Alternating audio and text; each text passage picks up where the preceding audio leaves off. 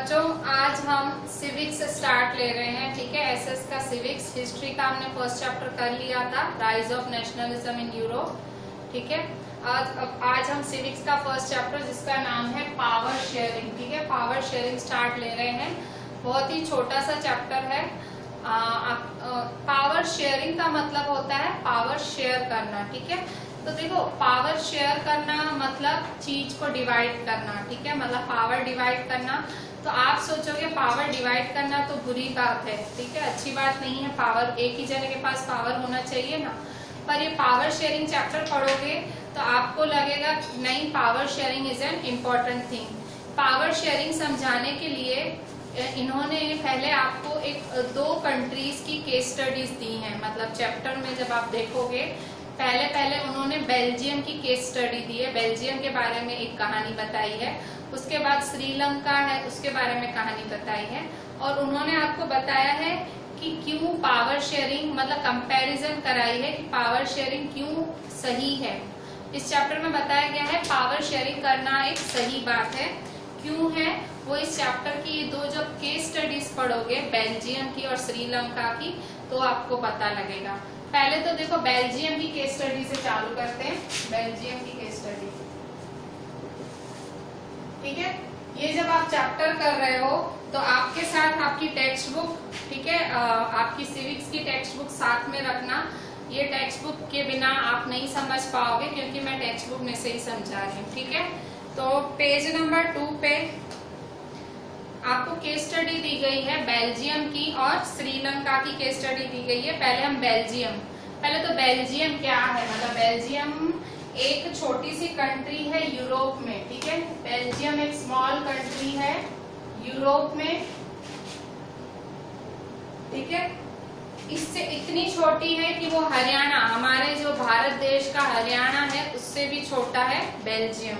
ठीक है, इसके जो बॉर्डर्स हैं वो फ्रांस, नीदरलैंड्स, जर्मनी, लुक्सेमबर्ग के साथ शेयर करता है बेल्जियम। बेल्जियम की जो पॉपुलेशन है 1 करोड़ है। ठीक है, 1 करोड़ पॉपुलेशन है बेल्जियम की। ठीक है, और इस कंट्री की ethnic composition of this country. Ethnic मतलब कि लोग भाई किस तरह से रहते हैं। ठीक है, ethnic variation, the ethnic composition of this is very complex.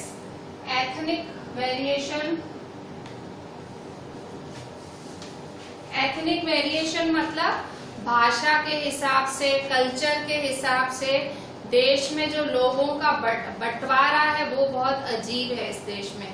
मतलब जैसे हमारे देश में कैसे हिंदू और मुस्लिम्स हैं, इनके देश में डच और फ्रेंच हैं। ठीक है, डच और फ्रेंच स्पीकिंग लोग हैं, तो उनका जो बंटवारा है वो बहुत अजीब है। एथनिक वेरिएशन मतलब कल्चर, लैंग्वेज, उसके हिसाब से बांटना।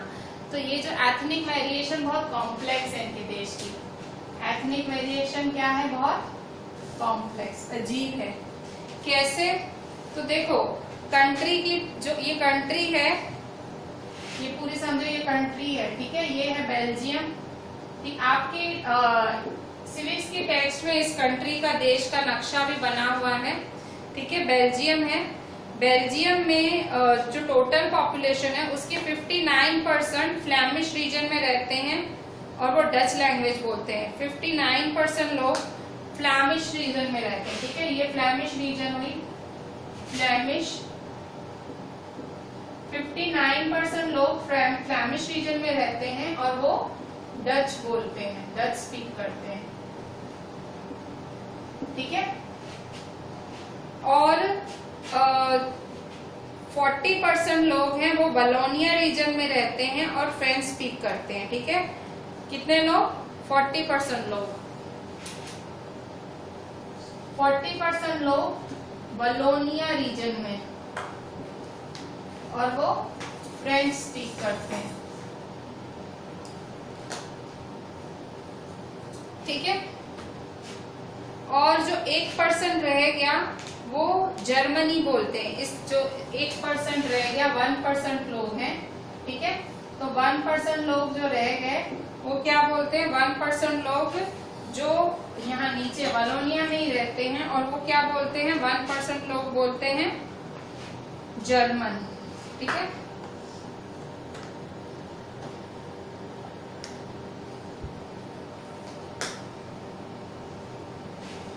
अच्छा, अब बेल्जियम का एक कैपिटल है जिसका नाम है ब्रुसेल्स। ठीक है, बेल्जियम का कैपिटल है जिसका नाम है ब्रुसेल्स। ठीक है, जैसे हमारे इंडिया का कैपिटल दिल्ली है, वैसे बेल्जियम का कैपिटल है ब्रुसेल्स। ठीक है, तो ब्रुसेल्स जो है वो बेल्जियम का कैपिटल है। ये रहा ब्रुसेल्स। ठीक है, ये ब्रुसेल्स है जो कि कैपिटल है बेल्जियम का। ठीक है, जो मेन सिटी है बेल्जियम में वो है ब्रुसेल्स। ठीक है, तो ब्रुसेल्स में 80% लोग फ्रेंच बोलते हैं। ब्रुसेल्स में 80% लोग फ्रेंच बोलते हैं और 20% डच बोलते हैं।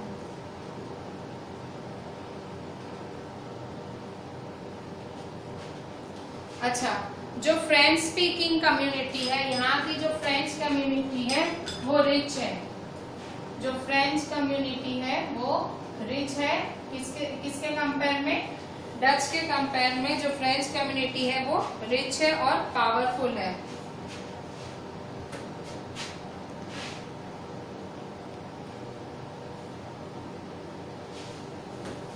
ठीक है, तो ये जो डच और फ्रेंच में इसलिए झगड़े चलते रहते थे इस देश में, क्योंकि जो एक कम्युनिटी रिच है, पावरफुल है, जैसे फ्रेंच रिच और पावरफुल है, डच वालों ने फिर आगे जाके वो भी एजुकेशन की फील्ड में और बाकी फील्ड्स में आगे आए।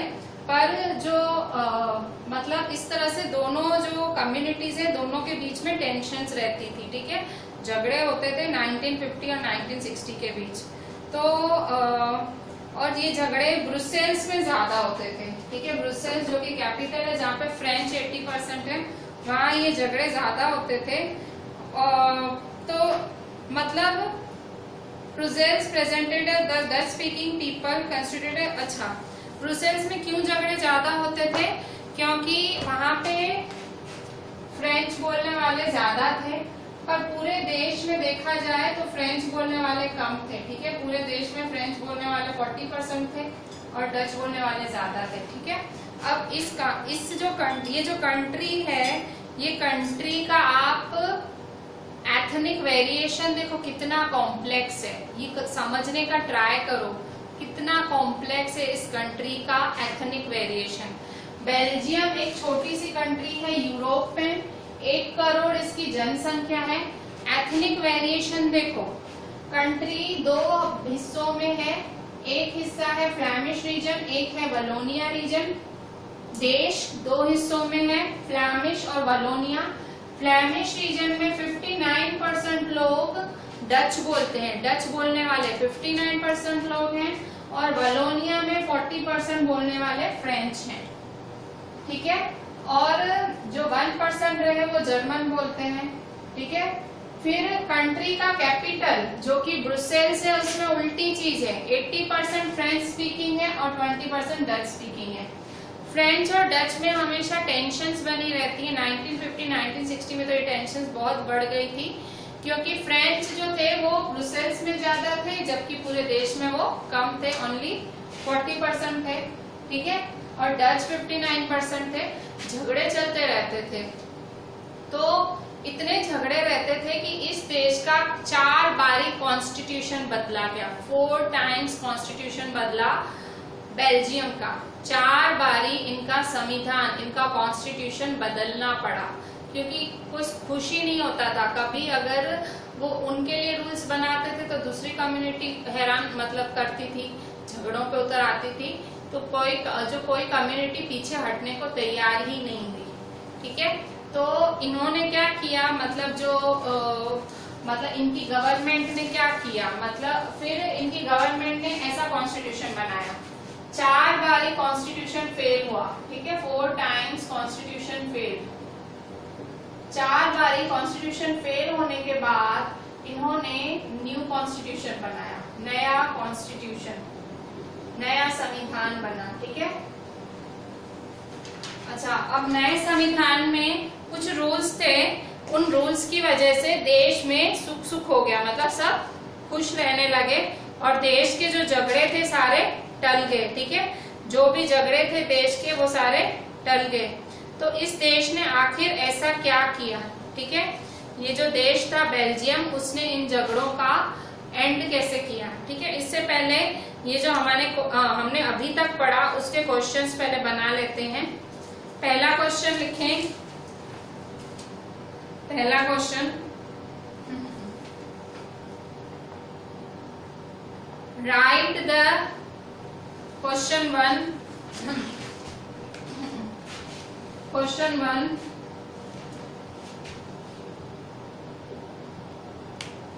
Right the ethnic variation in Belgium. ठीक है, बेल्जियम में एथनिक वेरिएशन के बारे में लिखो। Right about the ethnic variation in Belgium. ठीक है, बेल्जियम में जो एथनिक वेरिएशन है उसके बारे में लिखें। तो क्या थी एथनिक वेरिएशन? पेज नंबर 2 पे, पेज नंबर 2 पे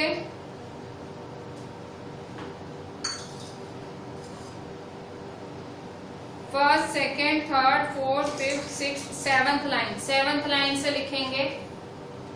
the ethnic composition of this small country, small की जगह बेल्जियम लिख दें।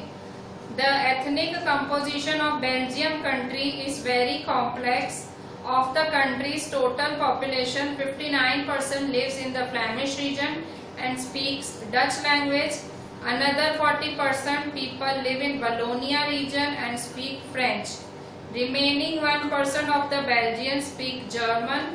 In the capital city, Brussels, 80% people speak French, while 20% are Dutch speaking. ठीक है, तो ये सारी है ethnic variation in Belgium. Next question लिखेंगे।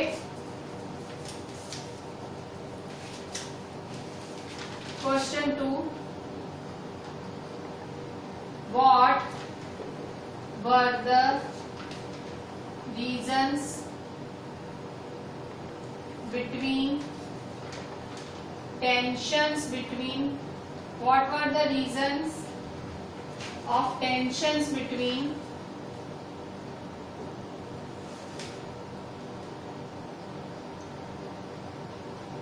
French and Dutch in Belgium? Belgium, what were the reasons of tensions between French speaking and Dutch speaking people in Belgium? Belgium में French speaking और Dutch speaking के बीच में हमेशा tensions क्यों बनी रहती थी? ठीक है, तो इसका आंसर है पेज नंबर 2 पे, पेज नंबर 2 पे फर्स्ट लाइन, पेज नंबर 2 पे लेफ्ट साइड पे सेकंड पैराग्राफ, ये लेफ्ट साइड पे सेकंड पैराग्राफ, उसकी फर्स्ट लाइन।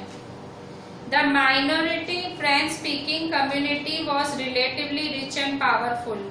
ये फर्स्ट पॉइंट है। ठीक है, कि फ्रेंच कम्युनिटी बहुत पावरफुल और रिच थी। फर्स्ट पॉइंट ये है, मतलब दो जनों के बीच में झगड़े या टेंशन का कारण यही होता है, भाई एक अमीर होता है, पावरफुल होता है, सामने वाले को जलन होती है या उसको गुस्सा आता है या उसको ऐसा लगता है कि भाई मैं क्यों कम हूं। ठीक है, तो second point, this was resented. Second point, this was resented by the Dutch speaking community who got the benefit of economic development and education much later. This was resented मतलब ये चीज हमेशा डच वालों को चुभती रही कि भाई फ्रेंच वाले इतने रिच और पावरफुल हैं, उनको बाद में मतलब वो पैसे उनको डच वाले बाद में अमीर भी बाद में हुए, एजुकेशन भी बाद में मिली। ठीक है, next point, This led to tensions between Dutch speaking and French speaking communities during the 1950s and 1960s. यही कारण था इन दोनों के कि फ्रेंच वाले अमीर थे और ये नहीं थे, ठीक है। और ये प्रॉब्लम, दोनों के झगड़ों की प्रॉब्लम सबसे ज्यादा कहाँ हो गई? ब्रुसेल्स में, तो वो भी लिखेंगे। The tension between the two communities was more acute in Brussels. मतलब ब्रुसेल्स में तो ये प्रॉब्लम और भी ज्यादा थी। Brussels presented a special problem. The Dutch-speaking people constituted a majority in the country but a minority in the capital. ठीक है, तो ये मतलब ब्रुसेल्स में प्रॉब्लम थी। ब्रुसेल्स में जो फ्रेंच था वो ज्यादा थे पर देश में फ्रेंच कम थे, तो इसलिए ये टेंशन का कारण थे। कितने कारण थे टेंशन के? पहला कारण फ्रेंच अमीर थे, सेकंड डच हमेशा रिसेंट करते थे, उनको बाद में पढ़ाई भी बाद में मिली, अमीरी भी बाद में मिली। तीसरा कारण ये 1950-1960 में ये टेंशन बढ़ गई और बढ़ गई। चौथा कारण ब्रुसेल्स में ये चीज ज्यादा अखरती थी क्योंकि फ्रेंच वाले ब्रुसेल्स में ज्यादा था और देश में कम थे, तो वो चाह रहे थे ब्रुसेल्स में हमारा मान है तो पूरे देश में भी हमारा मान हो। तो ये चार कारण थे जो फ्रेंच और डच स्पीकिंग के बीच में टेंशन्स के, ये चार कारण थे, ठीक है। तो अच्छा, अब क्या किया इन लोगों ने इससे लड़ने के लिए, ठीक है। तो अब क्या कर सकते हैं? तो देखो यहाँ पे इन्होंने क्या किया, इन्होंने कॉन्स्टिट्यूशन बनाया, ठीक है। इन्होंने क्या कॉन्स्टिट्यूशन बनाया? इन्होंने मतलब एक कॉन्स्टिट्यूशन बनाया जिनमें दोनों को बराबरी का दर्जा दिया गया, ठीक है। बेल्जियम के जो मेन स्पीकिंग कम्युनिटीज थी, डच और फ्रेंच, दोनों को इक्वालिटी का दर्जा दिया गया, मतलब दोनों को इक्वल रखा गया, ठीक है। क्या रखा गया, कैसे रखा गया? पेज नंबर 4 पे ये बताया हुआ है कि क्या किया बेल्जियम के कॉन्स्टिट्यूशन ने, क्या किया इन दोनों को शांत करने के लिए, या इन दोनों को मतलब जो एक ग्रज था, एक दूसरे के खिलाफ जो प्रॉब्लम्स थी उसको सॉल्व करने के लिए बेल्जियम की गवर्नमेंट ने, उसके कॉन्स्टिट्यूशन ने क्या किया। तो पेज नंबर 4 पे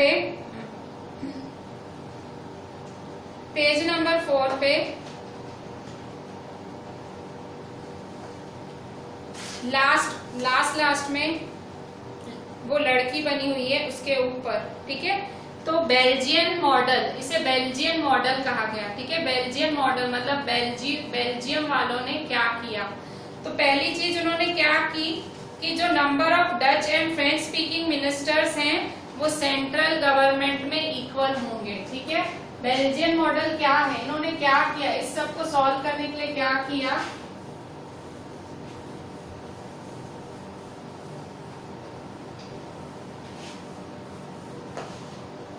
देखो बेल्जियन मॉडल क्या है, इन्होंने क्या किया? बेल्जियन मॉडल, ठीक है। इन्होंने क्या किया, मतलब क्या कानून लाया, इन्होंने आखिर ये जो झगड़ों का अंत कैसे लाया? तो पहली चीज इन्होंने इनके कॉन्स्टिट्यूशन में, मतलब इन्होंने नया कॉन्स्टिट्यूशन बनाया, नया संविधान बनाया। संविधान में ऐसा था कि जो नंबर ऑफ डच और फ्रेंच स्पीकिंग मिनिस्टर्स हैं shall be equal in central government, ठीक है।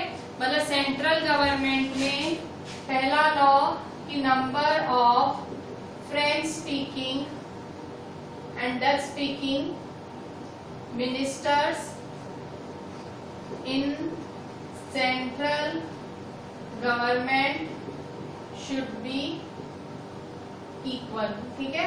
जो नंबर ऑफ फ्रेंच स्पीकिंग थे, डच स्पीकिंग थे गवर्नमेंट में, वो इक्वल होंगे। दूसरा लॉ क्या बनाया,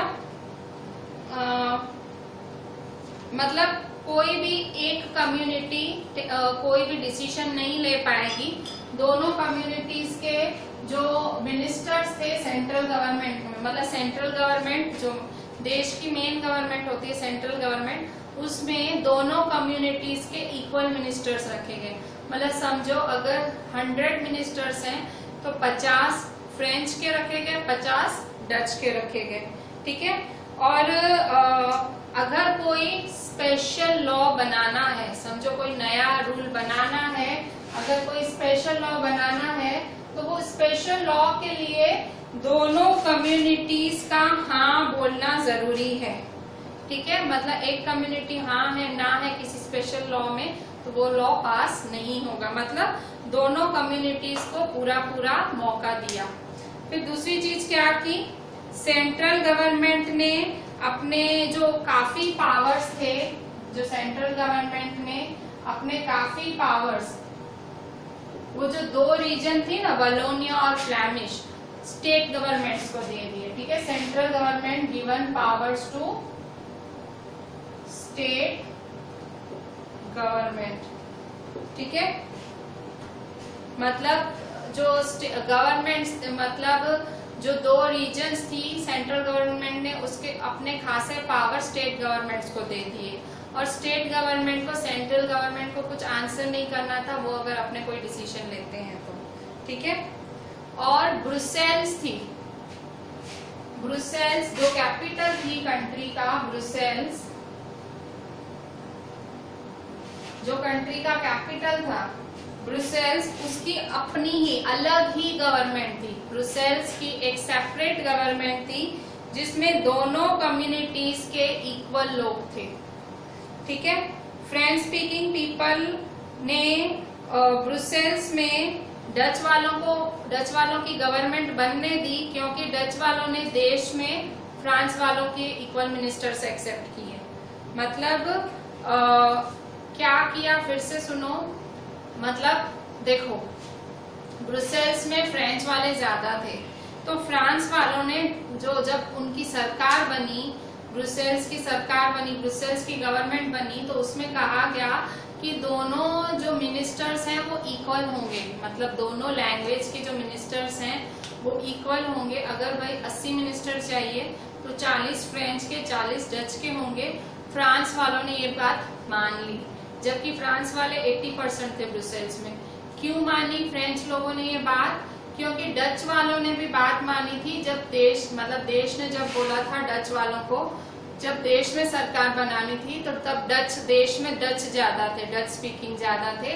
तो जब देश में सरकार बन रही थी तब डच वालों ने भी माना था कि भाई हाँ, फ्रांस वालों को हम आधे मिनिस्टर्स को आने देंगे।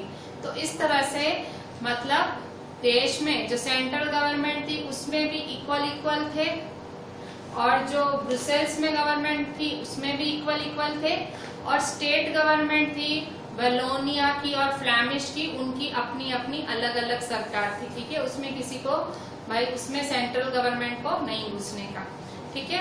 इसके अलावा, ठीक है, मतलब एक सेंट्रल गवर्नमेंट, एक स्टेट गवर्नमेंट, इसके अलावा एक तीसरी गवर्नमेंट भी थी जिसको कहा गया कम्युनिटी गवर्नमेंट। कम्युनिटी गवर्नमेंट को कौन इलेक्ट करता था? पीपल वन लैंग्वेज कम्युनिटी, ठीक है। वो मतलब एक कम्युनिटी के लोग ही उसको चुनते थे। डच, फ्रेंच या जर्मन जो भी हो, भले जहां पे भी रहते हो, ये गवर्नमेंट के पास पावर होता था कल्चरल, एजुकेशनल, लैंग्वेज, इन सब इश्यूज को सॉल्व करने का। ये बेल्जियम मॉडल आपको बहुत अजीब लगेगा क्योंकि यहाँ 3 सरकारें हैं, सेंट्रल गवर्नमेंट, स्टेट गवर्नमेंट और कम्युनिटी गवर्नमेंट। बहुत ज्यादा कॉम्प्लिकेटेड थी ये सरकार। इवन बेल्जियम वाले लोगों को भी कॉम्प्लिकेटेड लगा ये सब, पर ये वाली चीज बहुत अच्छे से काम कर रही है। और इनके यहाँ कभी भी दंगे या कभी भी भाषा को लेके या लोगों को लेकर कभी भी दंगे फसाद नहीं हुआ है। और जब यूरोप एक साथ आया, उन्होंने यूरोपियन यूनियन बनाया, तो ब्रुसेल को हेडक्वार्टर बनाया गया, ठीक है। मतलब यूरोप के देशों ने यहाँ पे इतनी ज्यादा शांति है, जब यूरोपियन हेडक्वार्टर्स बने तब ब्रुसेल्स को चुना गया, जो कि बेल्जियम का कैपिटल है। मतलब ये चीज इतनी ज्यादा सक्सेसफुल हुई, ठीक है। तो मतलब बेल्जियम का मॉडल क्या था, ठीक है। What was the Belgium model? Question 3 लिखें।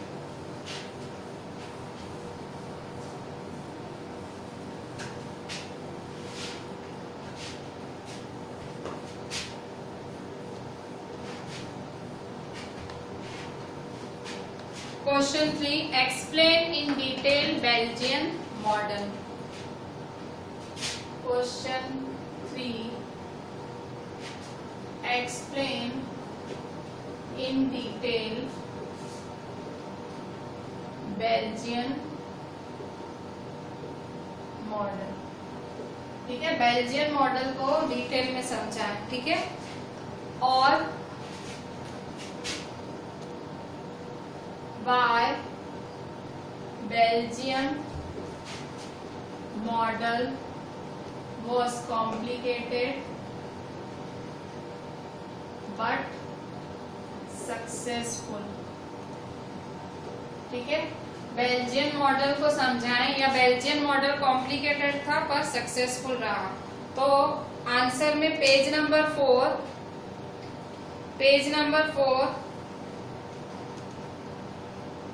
लेफ्ट साइड पे, पेज नंबर 4 का लेफ्ट साइड, उसमें लास्ट पैराग्राफ फर्स्ट पॉइंट लिखे। हियर आंसर में लिखेंगे the elements of Belgian model are. ठीक है, मतलब जो पॉइंट्स है बेल्जियम मॉडल की, पहली वाली फर्स्ट वाली लास्ट पैराग्राफ में first line, constitution prescribes that number of Dutch and French speaking ministers shall be equal in the central government. ठीक है, कॉन्स्टिट्यूशन में क्या प्रिस्क्राइब किया था कि दोनों के मिनिस्टर्स इक्वल होंगे सेंट्रल गवर्नमेंट में। Next point, some special laws require the support of majority of members from each linguistic group, thus no single community can make decisions unilaterally। ठीक है, अगर कोई बड़ा लॉ पास करना है तो मेजोरिटी किसी भी मतलब लिंग्विस्टिक मतलब लैंग्वेज बोलने वाले, फ्रेंच या डच लैंग्वेज बोलने वालों में से जब मेजोरिटी लीडर्स हाँ बोलेंगे दोनों साइड के, तो ही वो लॉ यूनिलेट मतलब पास होगा। यूनिलेटरी मतलब अकेला कोई पास नहीं कर पाएगा, दोनों के हाँ बोलने पे ही लॉ पास होगा। ठीक है, फिर नेक्स्ट पॉइंट, इसके बाद many powers of the central government have been given to state governments of the regions of the country. The state government are not subordinate to the central government। और जो states थे Flemish और वलोनिया में, तो जो Flemish था वहां पे जो थे डच स्पीकिंग ज्यादा थे, वलोनिया में फ्रेंच स्पीकिंग ज्यादा थे, तो उनको उनके पावर्स दे दिए कि भाई तुम अपना पावर खुद चलाओ, भाई तुमको फ्रेंच का रखना है फ्रेंच का रखो, डच, क्योंकि वो बिल्कुल अलग ही रीजन थी, वहां वो बोली वाले ही लोग थे, तो वो आपस में तो झगड़ेंगे नहीं, तो उन्होंने स्टेट गवर्नमेंट का अलग ही दे दिया। सेंट्रल गवर्नमेंट ने बोला तुमसे हम नहीं, भाई तुम्हारे से हम नहीं उलझेंगे, तुम अपना खुद देख लो, तुम अपना रीजन खुद संभाल लो। ठीक है, रूल्स खुद बना लो। फिर next point, Brussels has a separate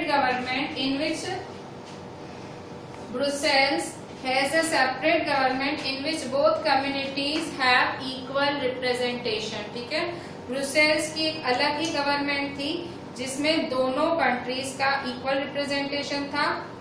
ठीक है, next point, the French speaking people accepted equal representation in Brussels because the Dutch speaking community has accepted equal representation in the central government. ठीक है, तो इस तरह से। फिर इसके बाद next point, apart from the central and the state government, there is a third kind of government. This community government is elected by people belonging to one language community, Dutch, French and German speaking, full stop। मतलब ये जो community government थी वो सब लोग चुनते थे। ठीक है, मतलब ये सब लोग चुनते थे, और this government has the power regarding cultural, educational and language related issue. किसी को, क्योंकि ये गवर्नमेंट सब लोग मिलके चुनते थे, डच, फ्रेंच, जर्मन तीनों मिलके चुनते थे, और ये जो कम्युनिटी गवर्नमेंट थी किस पे फैसले सुनाती थी? कल्चर पे, एजुकेशन पे और लैंग्वेज रिलेटेड इश्यूज। अपार्ट, फिर से देखो टिक करना है। Apart from the central and the state government there is a third kind of government. This community government is elected by people belonging to one language community, Dutch, French and German speaking, full stop.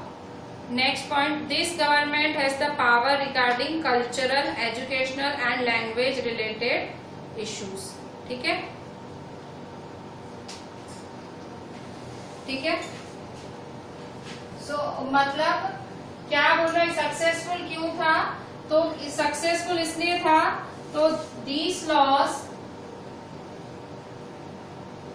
helped to avoid civic strife। Strife मतलब झगड़े। मतलब ये सब लिखने के बाद आप लिखोगे कि ये जो लॉज थे, these laws helped to avoid civic strife between the two major communities. मतलब जो मेन जो कम्युनिटीज थी उस देश की, तो कभी भी झगड़े ही नहीं हुए। मतलब ये लॉस की वजह से कभी भी झगड़े ही नहीं हुए, उल्टा इनका नाम बढ़ा। पूरे जो यूरोप में इस देश का नाम बन गया इसकी वजह से। और जब इस सारे यूरोप के देशों को मिलके जब भी मतलब यूरोपियन यूनियन, मतलब जब यूरोप के देश इकट्ठे हुए उसको यूरोपियन यूनियन कहा गया, तो उसके मीटिंग के लिए हेडक्वार्टर ब्रुसेल्स को ही चुना गया। मतलब ये देश शांति का प्रतीक बन गया है। ठीक है, मतलब ये एक इनकी सक्सेस की कहानी है कि इस देश में जहां फुल झगड़े दंगे हो सकते थे, इन्होंने क्या किया, 3 सरकारें बनाई, सेंट्रल गवर्नमेंट, स्टेट गवर्नमेंट और कम्युनिटी गवर्नमेंट। सेंट्रल गवर्नमेंट थी, उसमें इक्वल फ्रेंच और डच लोग रखे। स्टेट गवर्नमेंट को बोला तुम अपना खुद देख लो, वलोनिया और फ्लैमिश वाले अपने अपने हिसाब से रूल करेंगे। और ब्रुसेल्स में फिर से जहाँ फ्रांस और डच मिक्स में रहते थे, वहां पे भी इक्वल नंबर ऑफ लोग होंगे, वैसा भाई इक्वल नंबर ऑफ लीडर्स होंगे, ऐसा बोला गया। इसके अलावा कल्चर और लैंग्वेज और एजुकेशन रिलेटेड जो भी इश्यूज होंगे उसके लिए कम्युनिटी गवर्नमेंट बनाई गई। और वो कम्युनिटी गवर्नमेंट तीनों जो लैंग्वेजेस बोलने वाले लोग थे, जर्मन, फ्रेंच और डच, उन्होंने मिलके कम्युनिटी गवर्नमेंट बनाई। ठीक है, तो इस वजह से सबका ध्यान रखा गया और इसी वजह से ये जो मॉडल था, Belgian model was super successful.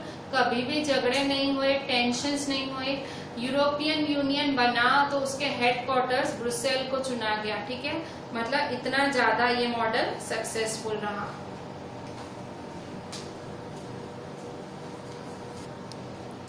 बच्चों, हमने अभी बेल्जियम का जो केस स्टडी बेल्जियम का पढ़ा। अब श्रीलंका का हम कल पढ़ लेंगे। अभी हम ये जो बेल्जियम में जो पावर शेयरिंग हुआ, ठीक है, जो बेल्जियम में पावर शेयरिंग हुआ, तो वो गुड था कि बैड था, अच्छा था कि खराब था? तो ऑब्वियसली पावर शेयरिंग गुड था। ठीक है, जो हाल मतलब इनका नाम भी हुआ सब जगह, यूरोपियन यूनियन ने ब्रुसेल्स को हेडक्वार्टर चुना। ठीक है, और हमेशा शांति रही इस देश में। छोटे मोटे दंगे क्या, छोटे से झगड़े भी नहीं हुए। ठीक है, बेल्जियम में कभी भी छोटे मोटे झगड़े तक नहीं हुए। ठीक है, तो पावर शेयरिंग क्यों, मतलब क्या रीजंस हैं पावर शेयरिंग नेसेसरी है, जरूरी क्यों है पावर शेयरिंग? पावर हम शेयर करें तो जरूरी क्यों है? अगर हम भले मेजोरिटी में है, ठीक है, सामने वाला माइनॉरिटी है, पर भलाई इसी में ही है कि पावर शेयर करके चलें। ठीक है, एक कम्युनिटी को भागदौड़ ना देके हम पावर शेयर करें। So give next question, give prudential reasons for the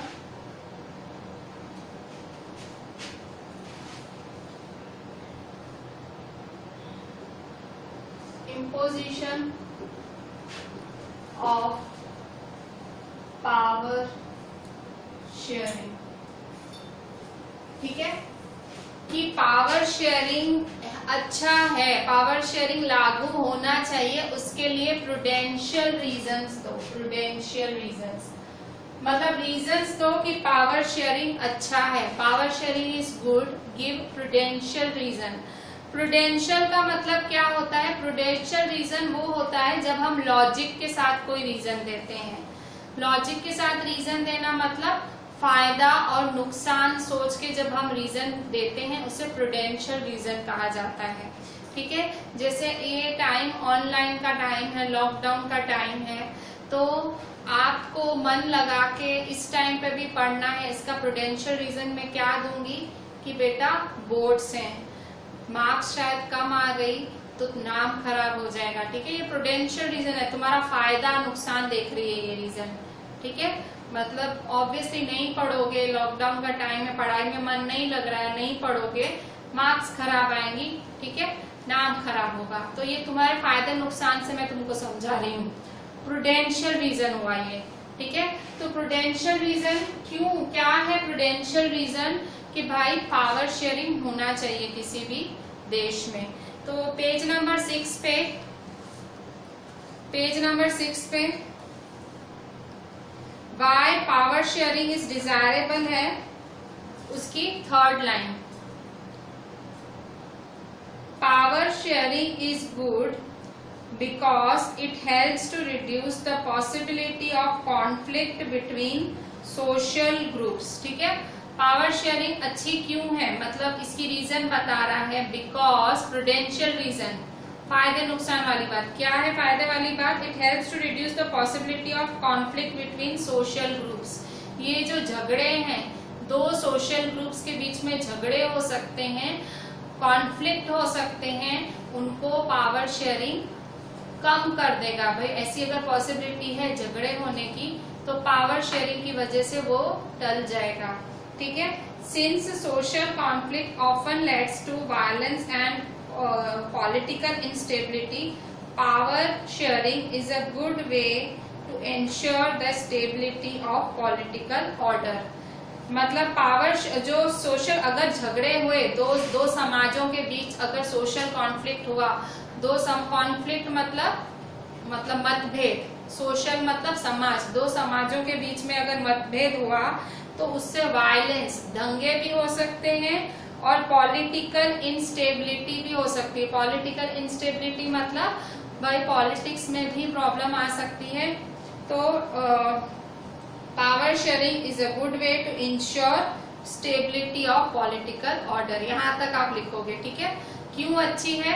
क्योंकि इससे झगड़े टलेंगे, ठीक है। It will reduce the possibility of conflict टलेंगे, झगड़े टलेंगे, तो उससे पॉलिटिकल इंस्टेबिलिटी भी नहीं होगी और दूसरी चीज वायलेंस भी नहीं होगा, दंगे भी नहीं होंगे। तो ये हुई प्रूडेंशियल रीजन, ठीक है। कहाँ से कहा था? पेज नंबर 6 में थर्ड लाइन से पॉलिटिकल ऑर्डर तक, third line power sharing is good से लेके पॉलिटिकल ऑर्डर तक, ठीक है। तो ये हुआ प्रूडेंशियल रीजन, ठीक है। अब दूसरा है next question,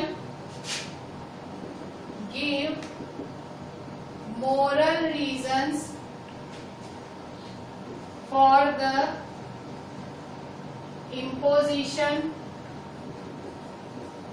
of power sharing, ठीक है। पावर शेयरिंग लागू करना चाहिए, उसकी मोरल रीजंस दो, ठीक है। उसकी जो मोरल रीजंस मतलब भाई उसका, अब मोरल रीजन क्या होता है? मोरल मतलब स्पिरिट, भाई मोरल मतलब नहीं मन से सोच के, भाई जो सही में सही है, ठीक है। मोरल क्या होता है? समझो आप कुछ अपने पेरेंट्स से छुपा रहे हो, ठीक है। कुछ ऐसी बात है पेरेंट्स से छुपा रहे हो पर वो पेरेंट्स को पता होनी चाहिए, तो आपको अंदर से कुछ तोड़ेगा, मतलब अंदर से अच्छा नहीं लगेगा, वो मोरल हुआ आपका। मोरल मतलब आत्मा, मतलब एक वो कहते हैं ना आत्मिक रीजन की। दूसरी रीजन भाई पावर शेयरिंग अच्छा है, उसकी मोरल रीजन क्या है, ठीक है। तो मोरल रीजन क्या है उसकी? तो पेज नंबर 6 पे पेज नंबर 6 पे राइट साइड पे सेकेंड पैराग्राफ में थर्ड लाइन। पेज नंबर 6 पे राइट साइड पे थर्ड लाइन, राइट साइड पे सेकेंड पैराग्राफ में third line. Power sharing is the very spirit of democracy. ठीक है, इसकी मोरल रीजन क्या है? Power sharing is the very spirit of democracy. जो पावर शेयरिंग है वो हमारी डेमोक्रेसी की आत्मा है। ठीक है, power sharing is the very spirit of democracy. Next point, a democratic rule involves sharing power with those affected by its exercise and who have to live with its effect. तो मतलब जो democratic rule है, ठीक है, ये जो power sharing वाला rule है, इसमें पावर शेयर किया जाता है और मतलब सबके साथ ये पावर शेयर किया जाता है। तो people have a right to be consulted on how they are to be govern. ठीक है, तो इस तरह से लोगों को अधिकार मिलता है। मोरल रीजन मतलब power sharing spirit of democracy है। इसमें लोगों को मतलब जो डेमोक्रेटिक रूल चलता है, मतलब पावर शेयरिंग होती है तो डेमोक्रेसी होती है। डेमोक्रेसी में लोगों के बीच पावर शेयर होता है और लोगों से पूछा जाता है कि भाई आपको कैसी सरकार चाहिए। ठीक है, तो power sharing is the very spirit of democracy. तो कहां से कहां तक लिखेंगे? पावर शेयरिंग कहां से लिखेंगे? Power sharing is the very spirit of democracy से लेके गवर्नड तक। ठीक है, नेक्स्ट क्वेश्चन लिखें। Next question, define legitimate government.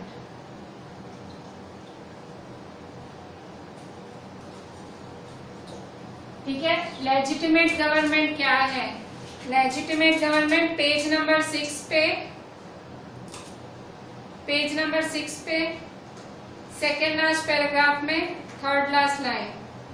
A legitimate government is one where citizens through participation acquire a stake in the system. Stake मतलब हिस्सा। Legitimate government वो government है जिसमें जो सिटीजन्स हैं वो पार्टिसिपेट करते हैं हर चीज में, चाहे वो इलेक्शंस हो, सब चीजों में वो पार्टिसिपेट करते हैं और उनको भी सिस्टम का एक हिस्सा माना जाता है, स्टेक माना जाता है। ठीक है, लेजिटिमेट गवर्नमेंट एक ऐसी गवर्नमेंट है जिसमें लोगों द्वारा सरकार चलती है, लोगों को साथ लेके सरकार चलती है। और जो मोरल रीजन है पावर शेयरिंग का यही है, मतलब डेमोक्रेसी। ठीक है, डेमोक्रेसी मतलब power sharing is the very spirit of democracy. Democracy होती है वहीं पावर शेयरिंग होती है, जहाँ लोगों का मान होता है वहीं पावर शेयरिंग होती है। ठीक है, तो ये प्रूडेंशियल और मोरल रीजन बहुत इंपॉर्टेंट है, ये आते हैं एग्जाम्स में। ठीक है, कभी कभी साथ में आ जाते हैं, what are the prudential and major reasons of power sharing. ठीक है,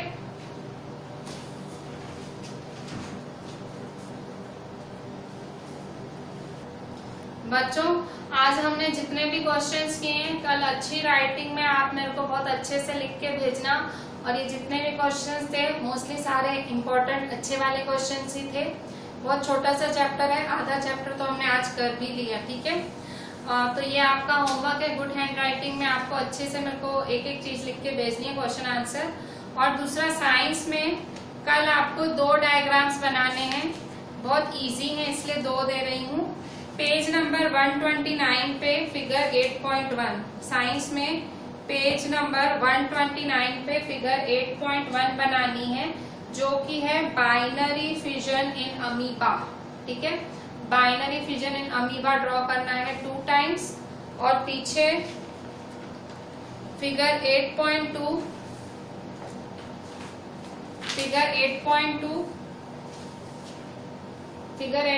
ड्रॉ करना है मल्टीपल फिजन इन प्लाज्मोडियम। ये भी 2 बारी बनाना है, बहुत इजी फिगर्स हैं इसलिए दोनों दे रही हूँ। पेज नंबर 129 और पेज नंबर 130 का वो दोनों एक एक डायग्राम दो बारी बनाना है, और नीचे हेडिंग लिखना, मतलब हेडिंग ऊपर आएगी क्या, हेडिंग लिखना कि भाई किसका बना रहे हो, डायग्राम बना दिया और पता भी नहीं भाई क्या बना रहे हो, ठीक है। तो ये सिविक्स में अच्छे से क्वेश्चन आंसर्स लिखना, और ये साइंस का भी होमवर्क लिख के मेरे को व्हाट्सएप कर देना ऑन टाइम। चलें, थैंक यू।